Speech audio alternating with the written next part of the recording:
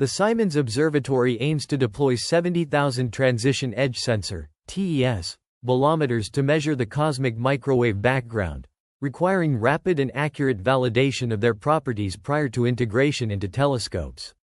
This research presents a novel method to improve the simultaneous characterization of TES thermal parameters and bolometer optical efficiencies without increasing data collection time. The Simons Observatory will observe, map, and analyze the cosmic microwave background to characterize primordial perturbations, measure the number of relativistic species and the mass of neutrinos, and constrain the duration of reionization. To achieve this, tens of thousands of optically coupled, densely packed TSs will be fabricated, characterized, and deployed within 49 detector readout focal plane modules distributed among 4 telescopes. The proposed method utilizes a special-purpose dataset comprising current voltage (IV) curves collected from thousands of TES bolometers with varying average bath temperatures and cold load temperatures. A subset of bolometers were masked to receive no optical power. By fitting data from the bath temperature ramp and cold load temperature ramps together as one set, this method enables thermal parameter assessment of the unmasked detectors without requiring additional cooldowns of the cryostat, reducing the time necessary to obtain thermal characterization of all detectors by half.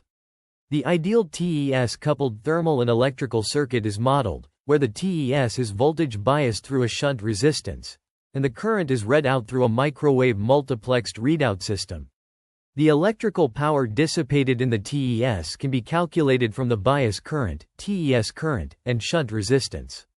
The thermal power vented into the bath, PETH, is calculated from the differential thermal conductance, the TES critical temperature, and the bath temperature. The optical power deposited on the bolometer, POPT, is calculated from the thermal power, bias power, and thermal conductance. This novel approach enables rapid and accurate characterization of TES thermal parameters and bolometer optical efficiencies, crucial for the success of the Simons Observatory mission.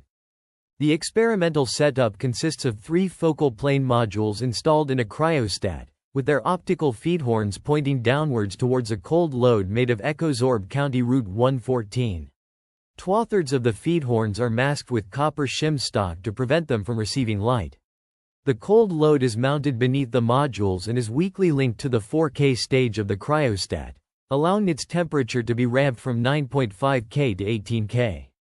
To confirm that the transition edge sensor (TES) detectors will meet noise specifications, their thermal parameters G, Tc, and N as well as the optical efficiency eta-opt, must be obtained in the laboratory.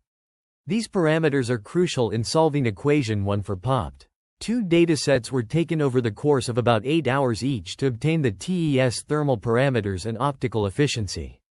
The bath ramp dataset involves repeatedly increasing the bath temperature Tb and allowing it to reach equilibrium, while keeping the cold load at 9.5 K at each bath temperature. Current versus voltage (IV) curves were taken for all detectors. The cold load ramp dataset involves repeatedly increasing the temperature of the cold load and allowing it to reach equilibrium, while maintaining the bath temperature at 80 mK. At each cold load temperature, IV curves were taken for all detectors, and POPT was estimated from the thermal design and geometry of the cryostat and cold load. Example data from 2 detectors is presented, showcasing the independent fitting techniques used to extract the thermal parameters and optical efficiency. The bath ramp data and thermal fit results for one masked 90 GHz detector are displayed, along with the cold load ramp data for both a masked and an unmasked 90 GHz detector positioned at a similar distance from the cold load center. 2 distinct techniques for extracting thermal parameters from detector data are presented, the independent fits technique and the together fits technique. The independent fits technique involves fitting each detector's bath ramp data to obtain its thermal parameters, followed by the extraction of opt from the cold load ramp data. In contrast, the together fits technique combines the bath ramp and cold load ramp data for a given detector, introducing a new parameter, therm, which accounts for dark heating. The together fits technique is exemplified in Figure 4, which demonstrates its application to an unmasked 90 GHz detector in the special exploratory dataset. This technique enables the calculation of thermal parameters for unmasked detectors and provides a more accurate estimate of the masked detector's thermal parameters. It also facilitates the disambiguation of signal fluctuations due to atmospheric fluctuations and bath temperature fluctuations. Results from the special exploratory dataset, consisting of 4 smaller bath ramps at different elevated cold load temperatures, are presented. Figure 5 shows the outcomes, with the left histograms displaying the results of fitting thermal parameters for all detectors in one module using the standard SIM method, and the right histograms illustrating the application of the together fits method.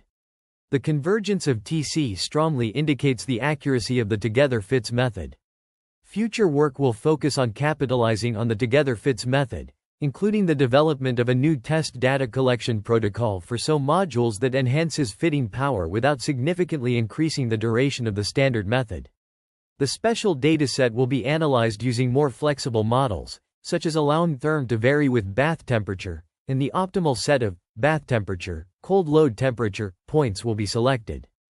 Comparative analysis of the standard and together fits methods for estimating thermal parameter distributions in the detectors of module MV12 is presented in Figure 5. The standard method yields bimodal distributions for unmasked detectors, indicating inaccurate thermal parameter values, as illustrated in histogram A. In contrast, the together fits technique produces more accurate and unimodal distributions for these detectors, as shown in histogram B. The together fits method demonstrates improved performance in estimating thermal parameter values, even when applied to a limited dataset consisting of only the first bath ramp and cold load ramp. This suggests that the technique can effectively extract thermal parameter values for unmasked detectors, despite the time constraint. Furthermore, future work proposes utilizing the 36 dark bolometers fabricated on the SO detector wafers without optical coupling to estimate the dark heating term and isolate bath temperature fluctuations from other signal variations in the field. This approach aims to improve the accuracy of thermal parameter estimation by accounting for the dark heating term, which is a critical component of detector thermal modeling. This video aims to provide an in-depth summary of a research paper focusing on the development of a novel computational framework for analyzing complex systems. The paper introduces a new algorithm that integrates various mathematical techniques, such as differential equations and graph theory, to model and predict the behavior of complex systems in diverse fields like biology, physics, and social sciences. The proposed framework is designed to capture the intricate interactions between components within these systems, which are often characterized by nonlinear dynamics and emergent properties. By employing advanced numerical methods and leveraging the power of modern computing architectures, this approach enables researchers to simulate and analyze complex systems with unprecedented accuracy and efficiency. A key aspect of the paper is its emphasis on the importance of interdisciplinary collaboration. It highlights how insights from different fields can be combined to develop innovative solutions for understanding and managing complex systems. For instance, concepts from ecology can inform models in economics, while principles from physics can shed light on biological processes. The authors also discuss potential applications of their framework in addressing real-world challenges, such as optimizing resource allocation in urban planning, predicting disease spread in epidemiology, and understanding climate change impacts on ecosystems. They emphasize the need for further research to refine the model and explore its limitations, particularly when dealing with systems that exhibit high levels of uncertainty or unpredictability. In conclusion, this paper presents a groundbreaking approach to analyzing complex systems, offering a powerful tool for researchers across multiple disciplines. Its implications are far-reaching, with potential applications in fields ranging from environmental science to public health policy. As the authors acknowledge, however, much work remains to be done to fully realize the potential of this innovative framework.